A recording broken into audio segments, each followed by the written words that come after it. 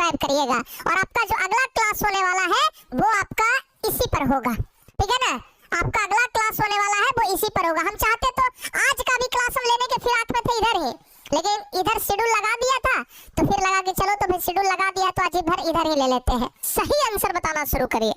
जो भी बच्चे पहला नंबर क्वेश्चन से सही आंसर बताएंगे हम ये मान करके चलेंगे कि उनका ही सही जवाब है और वो एकदम मन से पढ़ाई कर रहे हैं।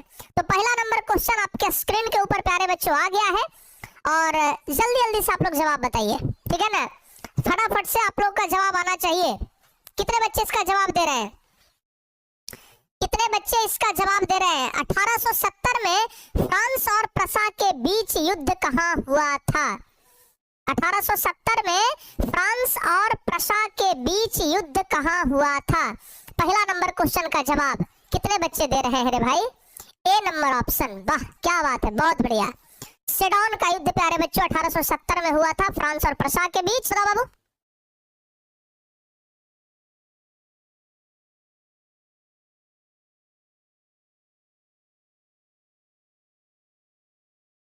चलिए आगे बढ़ा जाए बाबू।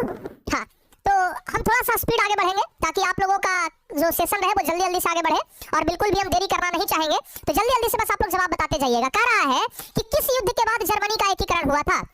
जितना क्वेश्चन बस बता रहे हैं ना उतना क्वेश्चन भाई याद कर लेना। हम अपने सभी भाइयों और बहनों से यही बात कहेंगे कि आप लोग को जितना क्वेश्चन बता रहे हैं बस उतना याद कर लीजिएगा, उससे बाहर नहीं पूछेगा, ठीक है ना, ध्यान रखिएगा। चलिए बाबू आगे बढ़ते हैं। किस युद्ध के बाद जर्मनी का एकीकरण हुआ था? तो जवाब यही होगा 1877 के। ये 1870 के सेडोन युद्ध के बाद ही जर्मनी का एकीकरण पूरा हुआ था। ध्यान रखिएगा, डी ऑप्शन सही होगा। आगे बताइए, यूरोप का मरीज किसे कहा जाता है?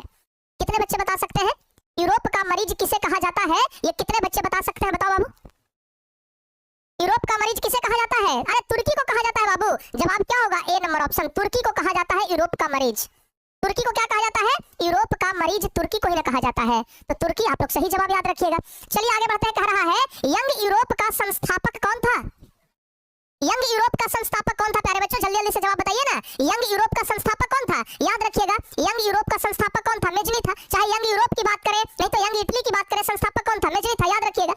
चलिए बहुत बढ़िया। सभी बच्चे, जो बच्चे अभी तक क्लास को शेयर नहीं किए हैं ना, एक बार आगे बढ़ गए हैं तो रुकेंगे नहीं, जोरदार तरीके से क्लास शेयर करना है आप लोगों को, ठीक है ना। इतने शानदार तरीके से क्लास शेयर करेंगे, आंधी के जैसा प्यारे बच्चों आगे बढ़ेंगे कि आप लोगों को लगना चाहिए, सभी लोगों को यहाँ पे लगना चाहिए कि नहीं भाई सचमुच में क्लास में मजा आ रहा है और इससे ज्यादा मजा तो और कहीं नहीं आ सकता है। चलिए आगे बताइए। 5वां नंबर क्वेश्चन से टीपू सुल्तान शासक था प्यारे बच्चों। टीपू सुल्तान कहाँ का शासक था? याद रखिएगा कि टीपू सुल्तान मैसूर का शासक था। ए नंबर ऑप्शन सही होगा। आगे बताइए, गैरीबाल्डी पेशे से क्या था? 6वां नंबर क्वेश्चन। फ्रैंकफर्ट का संधि कब हुआ? बताओ बाबू, फ्रैंकफर्ट का संधि कब हुआ? याद रखिएगा, फ्रैंकफर्ट का संधि कब हुआ? 1871 में, यानी कि सी नंबर ऑप्शन सही होगा। आगे बताइए, 1871 में कौन सी संधि हुई थी? बस उसी को उलट करके पूछा है, जवाब याद रखिएगा, फ्रैंकफर्ट की संधि। आगे बताइए, 1830 की क्रांति के बाद फ्रांस में किस प्रकार का शासन स्थापित हुआ? 1830 की क्रांति के बाद फ्रांस में किस प्रकार का शासन स्थापित हुआ? तो ध्यान रखिएगा, 1830 की क्रांति के बाद फ्रांस में संवैधानिक राजतंत्र। प्यारे बच्चों, बी नंबर ऑप्शन सही होगा। 9वां का बी नंबर ऑप्शन, ठीक है ना। 9वां का जो बच्चे बी ऑप्शन बता रहे हैं, 9वां का जो बच्चे बी ऑप्शन बता रहे हैं ना, उनका जवाब एकदम सही है, बहुत बढ़िया।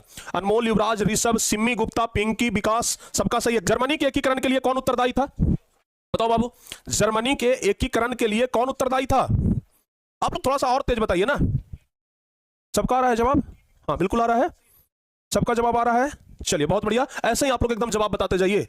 हाँ, निबंध ना प्यारे बच्चों, कल सुबह में हम आप लोग को निबंध बता देंगे। बहुत सारे बच्चे निबंध के लिए बोल रहे थे कि गुरुजी निबंध बताइए। प्यारे बच्चों, हम कल सुबह में आप लोगों का निबंध बता देंगे, बिल्कुल चिंता न करिए। बताइए तो जर्मनी के एकीकरण के लिए कौन उत्तरदायी था? तो जर्मनी के एकीकरण के लिए उत्तरदायी था बिस्मार्क। 10वां का बी नंबर ऑप्शन सही होगा। आगे बताइए, इटली के एकीकरण में निम्न में किसका संबंध नहीं है?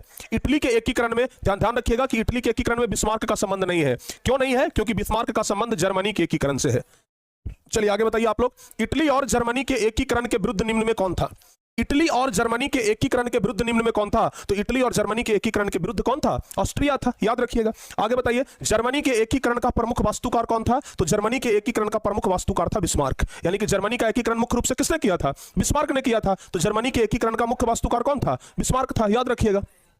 आगे बता दीजिए, फ्रैंकफर्ट की संधि किस वर्ष हुई थी? फ्रैंकफर्ट की संधि किस वर्ष हुई थी? तो याद रखिएगा 1871 ईस्वी में फ्रैंकफर्ट का संधि हुआ। आगे बताइए, जॉल्वे राइन संबंधित है। प्यारे बच्चों, जॉल्वे राइन जो है ना, व्यापारियों की एक संस्था है, याद रखिएगा। जॉल्वे राइन क्या है? व्यापारियों की एक संस्था है। तो जॉल्वे राइन के बारे में ध्यान रखिएगा, ठीक ठीक है ना। जॉल्वेराइन क्या है? व्यापारियों की एक संस्था है। आगे आप लोग बताइए, जेनेवा संधि कब हुआ? 16 नंबर क्वेश्चन का जवाब कितने बच्चे बता सकते हैं? जेनेवा संधि, प्यारे बच्चों, जेनेवा संधि 1954 ईस्वी में। ए नंबर ऑप्शन आप लोग ध्यान रखिएगा।